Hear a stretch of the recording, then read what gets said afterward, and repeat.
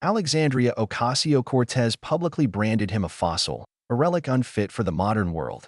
She was not prepared for John Kennedy to respond by quoting the long-forgotten words of the very Bronx priest who had taught her the meaning of faith. The studio lights of the primetime news debate were merciless, designed to expose any flicker of weakness, any hint of insincerity.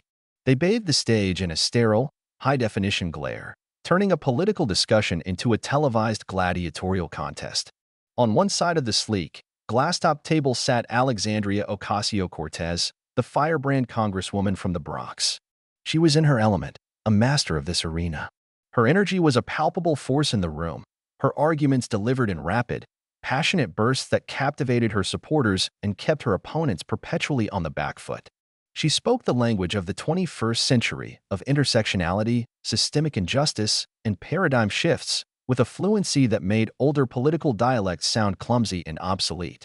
Tonight's topic was the future of American values, and for AOC, the future had a clear and non-negotiable agenda.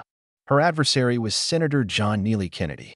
He seemed a creature from another time, seated not with the aggressive forward lean of a debater, but with the quiet, unhurried posture of a man listening to a story on his front porch. His suit was simple, his tie was plain, and before him lay not a tablet preloaded with talking points, but a single glass of water. He watched AOC as she held the floor, his expression one of calm, almost academic curiosity. He was the perfect foil for her narrative, the personification of the past, the embodiment of the traditions and institutions she argued were holding the nation back. And she knew it. The moderator, a seasoned journalist who understood that conflict was ratings gold, tossed her a question perfectly crafted to ignite the confrontation. Congresswoman, Senator Kennedy has often spoken about the importance of old-fashioned morality. How does that fit into your vision for a more progressive, forward-looking America? AOC seized the moment. A sharp, confident smile played on her lips. "Thank you for that question, David," she said, her voice ringing with conviction. "With all due respect to the senator, the problem is precisely that it is old-fashioned. We are facing unprecedented challenges: climate change, technological disruption, vast economic inequality. We cannot solve the problems of tomorrow with the thinking that created the problems of yesterday." She turned her gaze directly to Kennedy, her eyes flashing with a combination of youthful certainty and political steel. "We need courage. We need bold, structural change. We don't need to be anchored to the past. What we need from our leaders is a vision for the future, not a nostalgic lecture from a living relic." The word relic landed with surgical precision. It was dismissive, powerful, and perfectly tailored for a viral clip. A wave of applause erupted from her supporters in the studio audience. She had drawn first blood, and it was a deep cut. The narrative was set, the future versus the past. And the past, in the form of the quiet senator from Louisiana, looked utterly defenseless. John Kennedy did not rise to the bait. He didn't bristle at the insult or rush to defend himself. He simply waited for the applause to die down, took a slow, deliberate sip of his water, and then looked at the moderator. "Well, David," he began, his Louisiana drawl a stark, unhurried contrast to AOC's rapid-fire cadence. "The Congresswoman is a very gifted speaker, passionate, and she uses a lot of powerful words. Future, progress, change. And those are good words. Important words." He paused, letting the silence stretch for a beat longer than was comfortable. "But a word is just a vessel. It depends on what you fill it with. You can fill the word future with hope, or you can fill it with fear. You can fill the word progress with wisdom, or you can fill it with arrogance." He turned his attention back to AOC, his gaze not adversarial, but unervingly direct. "She calls me a relic. I understand why. It's an easy label. It's easier to dismiss a person as a relic than it is to engage with the possibility that some things, some truths, don't have an expiration date, that they're not like milk. They're more like wine." AOC leaned into her microphone, unable to let the folksy metaphor stand unchallenged. "Senator, this isn't a wine tasting. This is a debate about the lives of millions of Americans. While you're talking in riddles, people are struggling. They need health care, they need housing, they need a living wage. They need action, not allegories. Your timeless truths sound a lot like excuses for inaction. They are the comfortable philosophy of the powerful, used to tell the powerless to be patient. We are out of patience." Her voice rose with righteous anger, and once again, a swell of support came from the audience. She was framing him as the obstacle, the philosopher king blocking the desperately needed work of the people's champion. She was winning on substance, on style, and on passion. Action is important, Kennedy conceded, his voice remaining level, refusing to be drawn into her emotional register. No one disputes that. But action without a moral compass is just motion. It's a ship without a rudder. It moves fast, it makes a lot of waves, but it's just as likely to end up on the rocks as it is to find the harbor. Our founders, the people who wrote the documents that give us the right to even sit here and have this debate, they understood that. They knew that rights don't come from government, they come from God.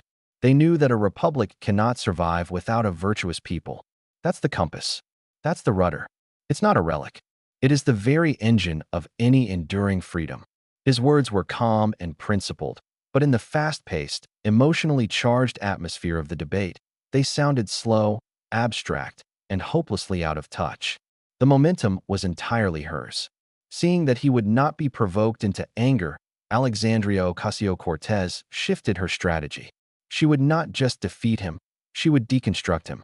She would expose his worldview as not just outdated, but as an empty vessel, a collection of hollow platitudes.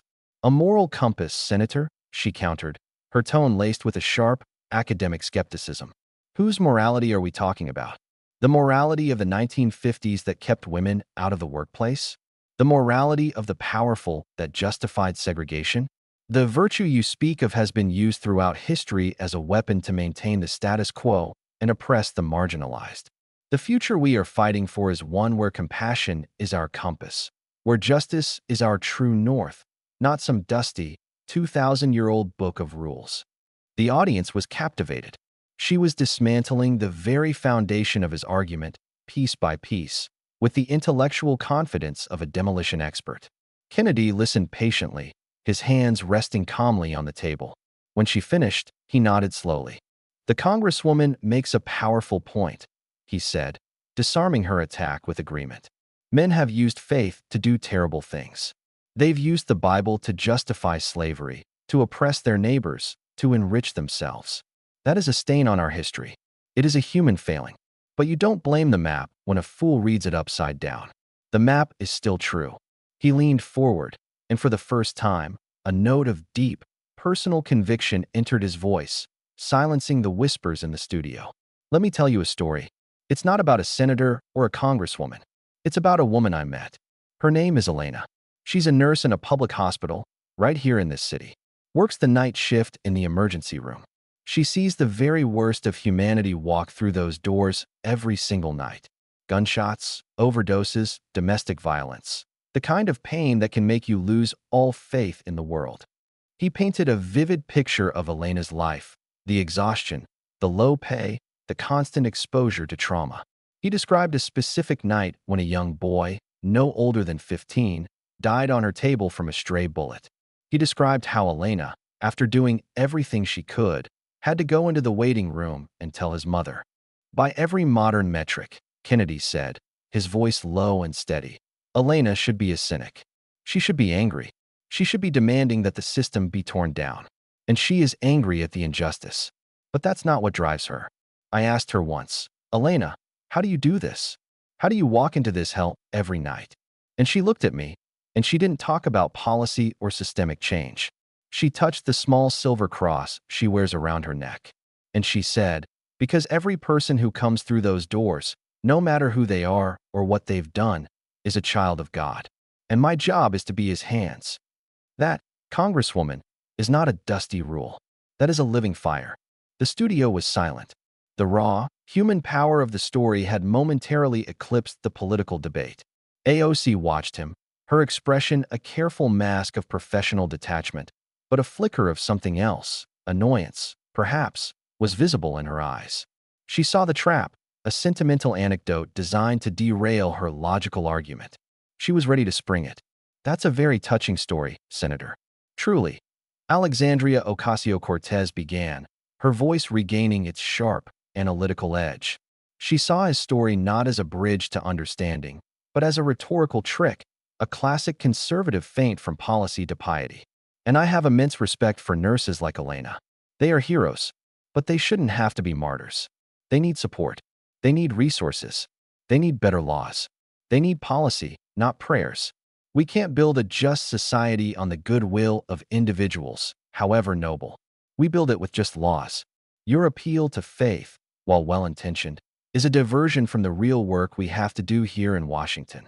She delivered the lines with a crisp finality, repositioning herself as the pragmatic problem solver and him as the sentimental storyteller. She had neatly dismantled his anecdote and brought the conversation back to her home turf. Kennedy looked at her, and the calm, patient expression on his face was replaced by something else, something deeper. It was a look of profound, almost sad, understanding. He knew this moment was coming. He had waited for it. "You're right, Congresswoman," he said, his voice dropping to a quiet, intimate level that forced everyone, both in the studio and watching at home, to lean in. Action and law are important. But you and I both know that the law can't reach the human heart. It can't legislate compassion. It can't command a nurse to see the face of God in a dying teenager. He held her gaze, and the vast, brightly lit studio seemed to shrink until it was just the two of them. That kind of fire, that desire to serve something greater than yourself, it has to be planted. It has to be nurtured, often by a person of great faith. A person like Father Michael Riley. The name dropped into the silent room like a stone into a perfectly still pond. AOC's professional composure fractured. It wasn't a crack, it was a seismic event. Her eyes widened, the confident, combative light in them instantly extinguished and replaced by a look of sheer, uncomprehending shock. Her mouth fell slightly open. Father Michael Riley, the old, kind-faced Irish priest from St. Helena's Catholic Church in Parkchester. The priest with the booming laugh and the worn-out cassock who had prepared her for her confirmation. Kennedy continued, his voice as soft as a confessional whisper. He was a good man, a man of the people. I read a homily of his once. He spoke about a young girl in his parish, a bright, fiery girl who argued with him about everything. And he told her, "Alexandria, your fire is a gift from God. But a fire can be used to warm a house or to burn it down. The choice is yours. Never forget who gave you the flame." Kennedy paused. He said you were destined to fight for the poor. Not because a political party told you to, but because, as he put it, you can't help but see the face of Christ in the face of the poor. He was very proud of you.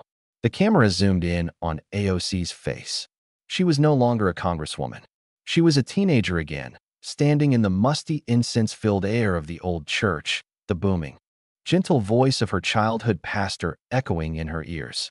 She was completely and utterly speechless. The silence that followed was absolute. It was not the silence of a thoughtful pause. It was the heavy, breathless silence of a collective shock.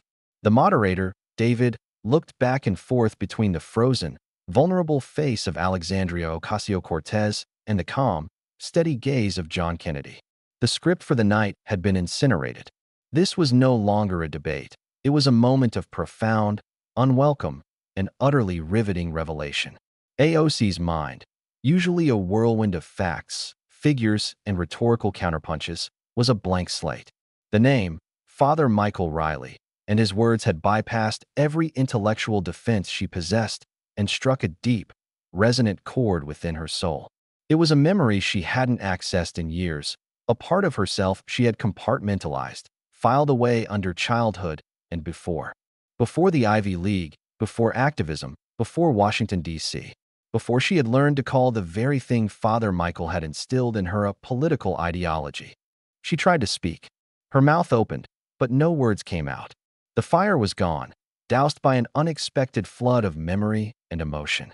She was adrift, stripped bare under the glare of a million television screens.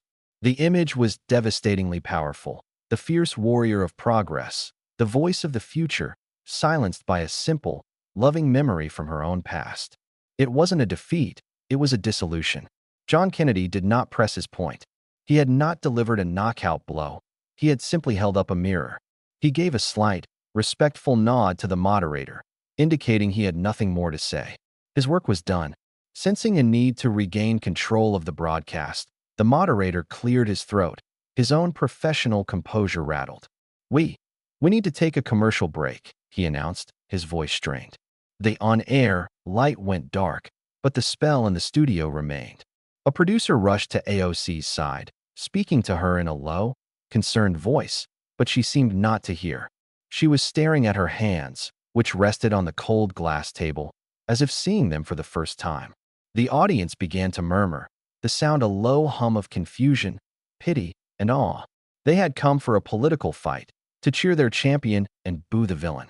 They had left with something far more complicated, a raw, unfiltered glimpse into the heart of a human being, a reminder that beneath the armor of ideology, everyone has a story, a foundation, a voice from their past that still whispers the truth. As the crew prepared for the next segment, Alexandria Ocasio-Cortez remained seated, a solitary figure in the bright, empty light, lost in the deafening silence of a memory she never thought she would hear again. The debate was over, but the moment of truth would linger long after the cameras stopped rolling.